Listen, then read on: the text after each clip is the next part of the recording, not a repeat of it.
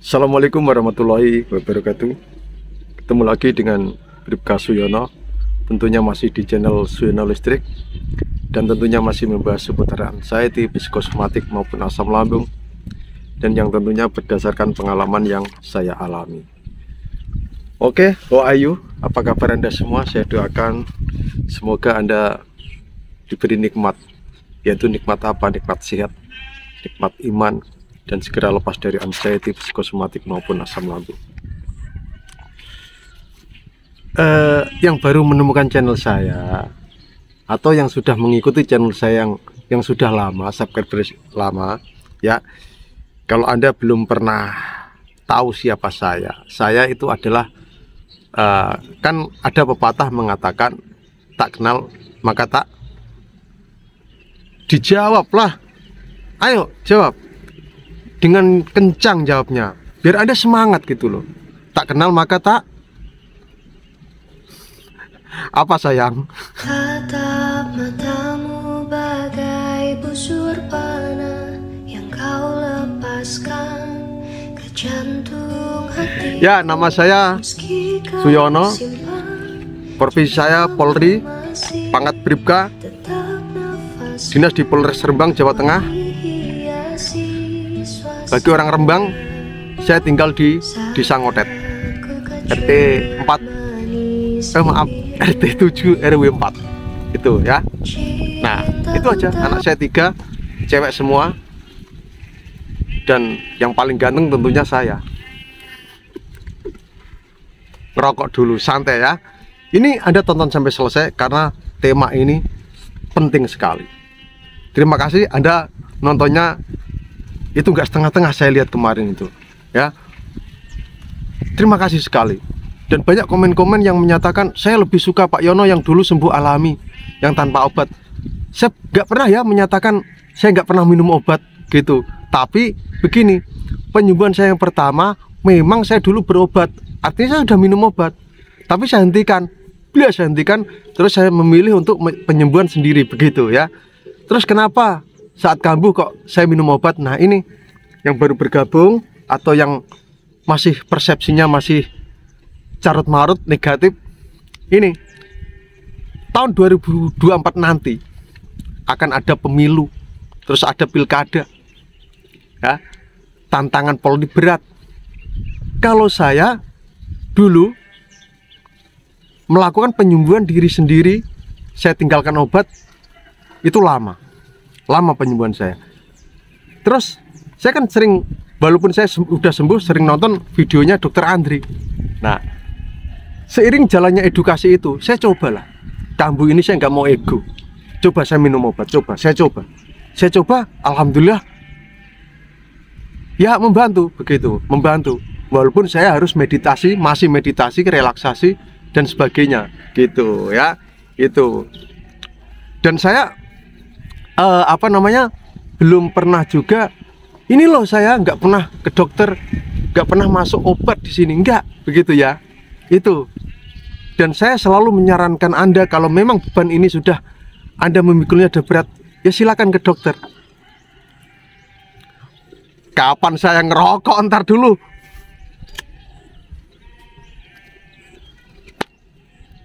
Dan saya selama bikin video ini jarang ya, silakan subscribe, silakan like, jarang begitu ya. Oke, ini penting sekali. Makanan dan minuman ini saya tinggalkan, tidak saya masukkan ke tubuh saya selama hampir 3 bulan lebih. Saya nggak bisa menghitung karena udah lama ya. Alasan saya banyak sekali kenapa makanan dan minuman ini saya nggak mau masukkan ke tubuh saya. Ini ya, tapi nanti Anda cermati dengan baik-baik. Misalkan Anda begini, saya sudah menghindari minum itu, saya sudah menghindari makanan itu, saya sudah minum obat. Kenapa? Kok nggak bisa sembuh-sembuh? Begini ya, ketika Anda membuat suatu proses, melakukan suatu proses yang tentunya proses itu baik, maka proses itu tidak akan yang namanya membohongi hasil. ketika proses Anda lakukan dengan baik, maka hasilnya akan baik juga. Pasti ada juga protes. Kalau orang kena psikosomatik, persepsinya kan begitu. Nyatanya saya menjalankan proses dengan benar, hasilnya nggak maksimal, Pak. Nah, begini. Misalkan Anda sudah meninggalkan minuman ini, makanan ini, Anda kok nggak sembuh-sembuh, misalnya kok sembuh-sembuh, apakah ada jeleknya? Apakah ada ruginya Anda nggak minum ini dan sebagainya begitu? Kan tidak kan? Justru itu nanti bisa Anda nikmati di saat Anda tua nanti, sehat gitu. Nah, tapi ini harus Anda tonton sampai selesai biar nggak salah persepsi gitu ya. Oke, langsung saja. Dari minuman dulu ya. Kopi. Sama sekali saya tidak minum kopi ya. Kemarin selama 1 bulan saya ngopi lagi, tapi asam lambung saya kambuh.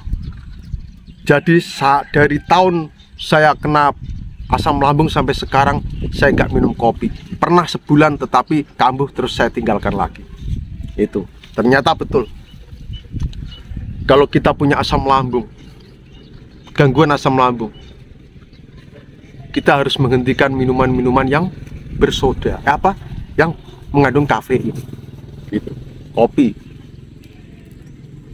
Terus yang kedua, teh. Teh ini tidak saya tinggalkan sama sekali. Kalau saya ingin sekali minum teh, ya saya minum, gitu ya. Tapi jarang. Terus yang ketiga adalah minuman yang bersoda. Nah, sudah, nggak usah Anda minum minuman yang bersoda. Contohnya banyak. Saya sebutkan nanti melanggar kebijakan YouTube nggak ya? Pokoknya yang bersoda. Jangan sekali Anda masukkan itu kalau asam lambung Anda masih tinggi ya. Terus alkohol, no, jangan, biarpun 1/4 gelas, sudah, jangan masukkan alkohol di tubuh Anda. Itu ya. Terus yang keenam, yang kelima, minuman yang asam ya, yang asam. Kecuali jeruk nipis ya. Kalau jeruk nipis, jeruk lemon atau apa ya, itu katanya bagus ya, bagus. Tapi pengalaman saya juga pernah jeruk lemon atau apa itu yang mahal itu ya, pernah saya ya. Dan karena saya nggak yakin, karena itu sudah tersugesti yang asam-asam nggak boleh ya, saya akhirnya tinggalkan lagi. Tapi katanya itu bagus gitu. Kalau Anda yakin silahkan lakukan, jangan hentikan ya. Kalau sudah yakin ya sudah, kalau membuat Anda nyaman ya lakukan gitu. Es, nah ini biasanya siang hari panas, inginnya minum yang dingin-dingin, pakai es batu. Nah, lebih baik Anda itu minum air putih. Kalau jus jangan pakai jus, jangan pakai es ya, jangan. Jus jambu misalnya, jus alpukat dan sebagainya, jangan yang dingin, jangan pakai es gitu ya. Itu karena apa, pengalaman saya memang begitu. Saya minum dingin-dingin udah kacau lambung ini. Itu yang perlu Anda paham. Tetapi beda orang, beda reaksinya begitu. Jadi ya, saya minum es nggak apa-apa ya, silakan gitu ya. Saya nggak memaksa, saya hanya ini loh pengalaman saya. Terus makanan sekarang. Ini videonya sebentar saja, nggak lama-lama ya. Makanan. Yang pertama adalah makanan atau misalnya buah-buahan yang mengandung getah. Misalkan tewel. Tahu tewel nggak? Tewel, nangka. Ya sejenis itulah ya, durian. Nah, sejenis itu pokoknya. Sama sekali saya nggak mau memasukkan itu, yang bergetah itu. Tip ini dari dokter ya, yang menyarankan saya hindari yang bergetah gitu. Apa kalau di Jogja itu gudeg, nah itu kan bergetah. Nah, Yang kedua adalah ketan. Nah, ketan ini memang enak, apalagi campur kelapa. Tapi ketan ini susah dicerna oleh lambung. Makanya saya tinggalkan. Karena kenapa saya tinggalkan ketan itu? Saya pernah makan ketan itu, perut itu terasa, aduh, udah nggak karuan. Sama yang bergetah tadi. Ya, 3, coklat. Nah, coklat. Saat saya makan coklat, asam lambung saya tinggi, nggak karuan perut saya. Jantung saya berdetak dengan kencang, sama dengan kopi itu. Detak dengan kencang, deg deg deg deg gitu. Panik saya. Udah, akhirnya coklat itu saya hentikan. Total saya hentikan. Nanti sampai sekarang gimana nanti ya. Terus yang bersantan. Nah, kalau yang bersantan ini ya, paling saya itu kalau pingin aja, itu pun seminggu sekali belum tentu. Paling sebulan itu 3 kali atau 1 kali itu saya ingin makan santan gitu ya. Saya itu makannya dulu itu dipepes semua, ikan dipepes, ayam di sop atau direbus tanpa digoreng, tanpa santan begitu, soto bening, terus pokoknya ya yang bersantan itu benar-benar saya hindari. Bagaimana dengan kelapa muda, Pak? Gak apa-apa kalau kelapa ya, kalau kelapa muda, tapi jangan sama dagingnya. Kalau bisa tuh air kelapanya aja itu bagus. Asal jangan bareng minum obat sama minum kelapa, itu nggak boleh. Itu sudah saya tanyakan dokter. Itu ya. Gorengan. Nah, ini memang susah kalau kita mau menghindari gorengan, tapi begini ya. Selama kita itu ada kemauan, kita pasti bisa kok berhenti makan gorengan gitu. Apakah Pak Yono full tanpa gorengan? Iya, betul. Kalau gorengan betul saya full. Selama saya menderita asam lambung, saya nggak makan sama sekali. Setelah saya asam lambungnya sudah mulai membaik, saya beranikan sedikit dan akhirnya sekarang ya gorengan terus. Gitu ya. Itu.